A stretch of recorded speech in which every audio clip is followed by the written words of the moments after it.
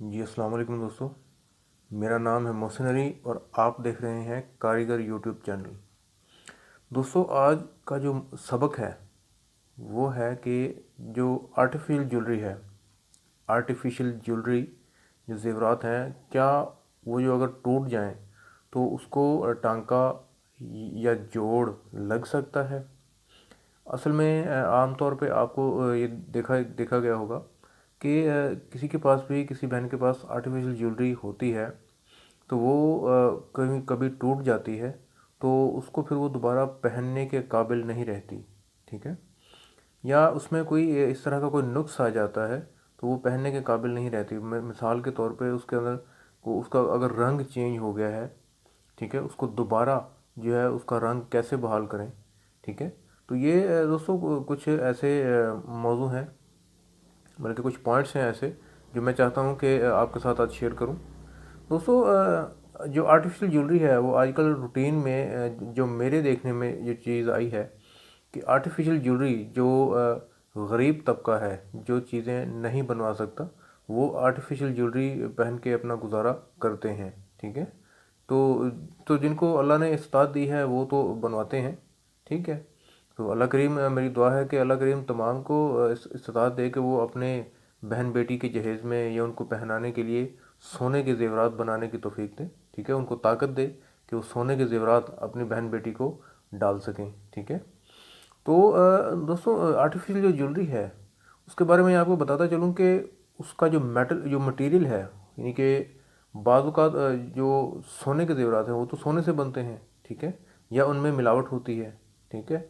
और जो चांदी के ज़ेवरात हैं उनके अंदर जो है मिलावट होती है। उसकी अपने क्या कहते हैं, थोड़ा सा तांबा या पीतल थोड़ा सा मिला दिया जाता है या फस वगैरह मिला दिया जाता है। ठीक है। तो उसमें जो आर्टिफिशियल ज्वेलरी है, आर्टिफिशियल ज्वेलरी जो है वो एक ऐसी मेटल होती है जिसको टांका नहीं लग सकता। ठीक है। अगर उसको जैसे सोने को टांका लगाया जाता है, उस तरह अगर उसको टांका लगाया जाए तो वो सारी की सारी मेल्ट हो जाएगी, या मेल्ट नहीं होगी तो उसका जो कलर है वो ख़राब हो जाएगा। ठीक है। तो उसके बाद उसको अगर हल्का सा अगर हीट अगर किसी चीज़ की अगर दे दी जाए तो वो भी उसको जो है ना नुकसान पहुंचाएगी। ठीक है। तो ये चीज़ आपके साथ मैं शेयर करता चलूँ कि एक जिससे ज़ेवरात बनते हैं आर्टिफिशियल ज्वेलरी, वो जो मेटल है उसका नाम होता है बिलेट या गिलेट जिसे कहते हैं। ठीक है। दोस्तों, ये ऐसी मेटल होती है जो बिल्कुल स्टील की तरह दिखती है, या ऐसे कह लें कि सिल्वर की तरह दिखती है। ठीक है। ये जो आर्टिफिशियल ज्वेलरी जो बनती है ये ना तो सिल्वर की बनती है, ना ये स्टील की बनती है। ठीक है। तो ये बिलेट एक दोस्तों ऐसी एक धात है जिसको इसमें यूज़ किया जाता है। ठीक है। और इसमें एक और क्वालिटी है जो जिसको प्लेट किया जाता है, जिसे आप मार्केट में सुनते होंगे कि गोल्ड प्लेटेड ज्वेलरी। ठीक है। तो उसी ज्वेलरी को उसको जो है, अच्छा अच्छा, देगी एक चीज़ होती है, देगी।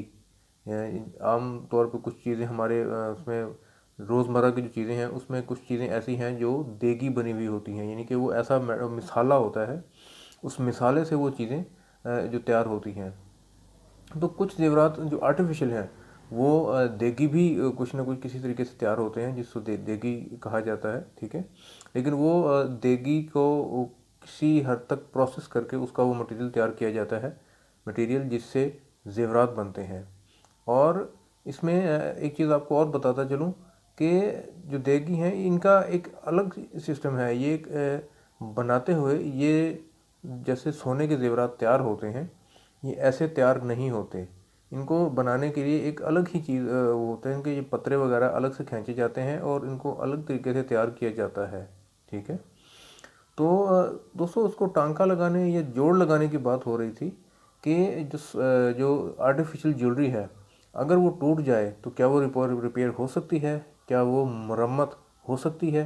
तो मैं कहता हूँ जी कि जी हाँ, बिल्कुल वो मरम्मत हो सकती है, लेकिन उसका एक प्रोसेस है, उसका एक तरीक़ाकार है। ठीक है। अगर उसको टांका लगाया गया, पहले तो उसमें जो सुनार का टांका है जो चांदी और किसी भी मेटल से मिलके बना है, और उसको चलाने के लिए तो हीट जो है ना काफ़ी हद तक चाहिए, जो कि सोना और चांदी ही बर्दाश्त कर सकते हैं। अगर इसको आर्टिफिशियल पे चलाया जाएगा तो वो बर्दाश्त नहीं करेंगे, ठीक है। तो दोस्तों इसको टांका लगाने के लिए वही चीज़, यानी कि जो फ़र्ज़ करें मिसाल के तौर पे, जो अंगूठी है आर्टिफिशियल, उसकी ये जो डंडी है, डंडी मतलब जो चीज़ यहाँ पे रहती है, उसकी डिज़ाइन तो ऊपर रहता है ना, जो चीज़ यहाँ पे रहती है उसको डंडी कहा जाता है। हमारी कारीगरी के ज़बान में डंडी है, वो किस्म की वो स्टिक है जो उसको गोल करके प्रोसेस करके उसको लगाया जाता है, ठीक है। तो उसकी डंडी अगर टूट जाए या उसको कट लग जाए, ठीक है, तो उसको जो है टांका लग सकता है। वो कैसे लग सकता है, ये चीज़ें दोस्तों आप ज़रा गौर से सुनिएगा।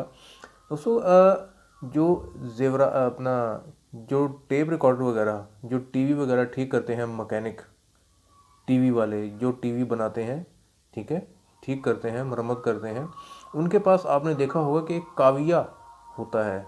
काविये का क्या मकसद है, फ़र्ज़ करें ये चीज़ है नुक्कर, ठीक है, वो गर्म होती है बिल्कुल, उसको बिजली के साथ यानी कि पीछे उसके जो है ना ग्रिप लग के, और तार उसको जो है उसके साथ बिजली के साथ कनेक्ट किया जाता है। तो ये असल में जो ये इतनी सी इसको जो लोहा होता है वो उसको गर्म करता है।